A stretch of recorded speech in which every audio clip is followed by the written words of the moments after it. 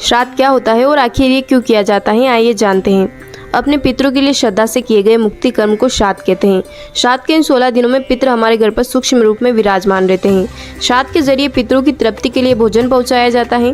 श्राद्ध से जो कुछ भी संकल्प लेते हैं वह हमारे पितरों को अवश्य प्राप्त होता है और हमारे पूर्वज हमें खुशहाली का आशीर्वाद देते हैं।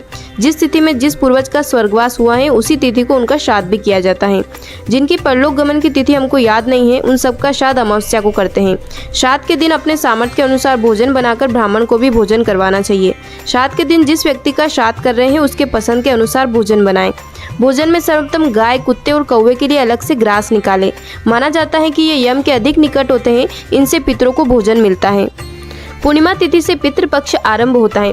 प्रतिपदा तिथि पर नाना नानी के परिवार में किसी की मृत्यु हुई हो और मृत्यु तिथि ज्ञात न हो तो उसका श्राद्ध प्रतिपदा पर किया जाता है। अगर किसी महिला की मृत्यु हो गई है और मृत्यु तिथि याद नहीं है तो उसका श्राद्ध नवमी तिथि पर किया जाता है। पंचमी तिथि पर अगर किसी अविवाहित व्यक्ति की मृत्यु हुई हो तो उसका श्राद्ध इस तिथि पर करना चाहिए। एकादशी पर सन्यासियों का श्राद्ध किया जाता है। जिनकी मृत्यु किसी दुर्घटना में हुई है उनका श्राद्ध चतुर्दशी तिथि पर करना चाहिए।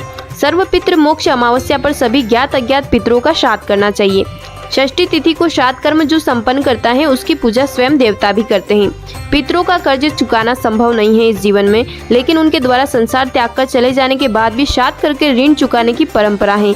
पितर अगर खुश नहीं होते हैं तो हमें जीवन में कई समस्याओं का सामना करना पड़ता है। इसलिए पितरों का श्राद्ध करने से उनका आशीर्वाद प्राप्त होता है और हमारे घर में शांति बनी रहती है।